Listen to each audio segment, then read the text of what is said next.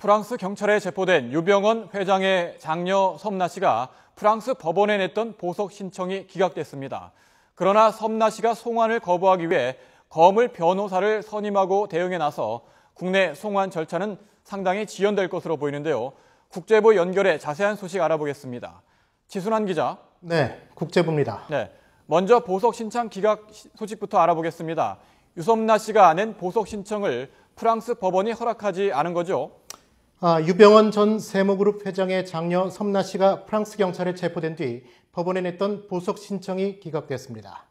프랑스 파리 항소법원은 우리 시간으로 어젯밤에 섬나 씨가 낸 보석 신청을 심리한 끝에 기각 결정을 내렸습니다. 기각 사유에 대해서는 자세하게 설명하지는 않았는데요. 다만 우리나라 법무부 관계자는 프랑스 법원이 계속 구금할 필요가 있다고 판단한 것이라고 해석했습니다.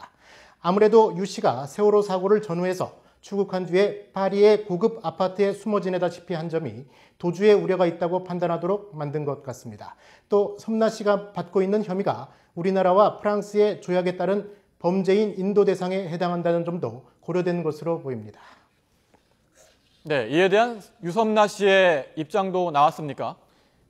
섬나 씨의 변호인이 보석 신청 기각 직후에 입장을 밝혔는데요. 법원의 기각 결정에 강한 불만을 토로했습니다. 유섬나 씨의 변호인으로 선임된 파트릭 메조네브는 법원이 법적인 근거도 없는 결정을 내렸다고 비판했습니다. 또 섬나 씨는 세월호 사건의 희생양이라며 세월호 침몰 사고 책임자는 따로 있다고 주장했습니다. 유섬나 씨의 변호사인 파트릭 메조네브의 말 직접 들어보겠습니다. Simplement que les autorités françaises et que la justice française, même s'il y a un mandat d'arrêt international et que c'est le droit d'exécuter les mandats d'arrêt internationaux.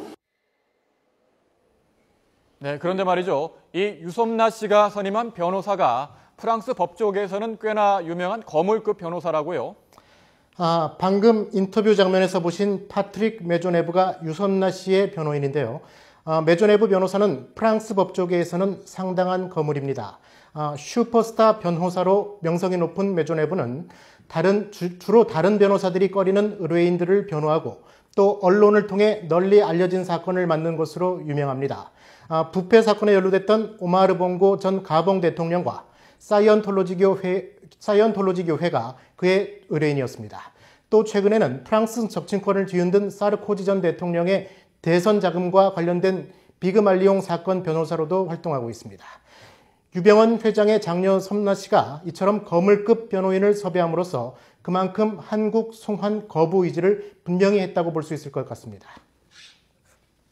네, 여러 가지 정황을 볼 때 앞으로 유섬나 씨 송환 절차 좀 더 길어진다고 봐야 할까요? 그렇게 봐야 할 것 같습니다. 보석 신청이 기각되기는 했지만 섬나 씨가 프랑스 최대 거물급 변호인을 선임해서 송환 거부 절차를 밟음으로써 법정 다툼은 치열해질 것으로 보이는데요.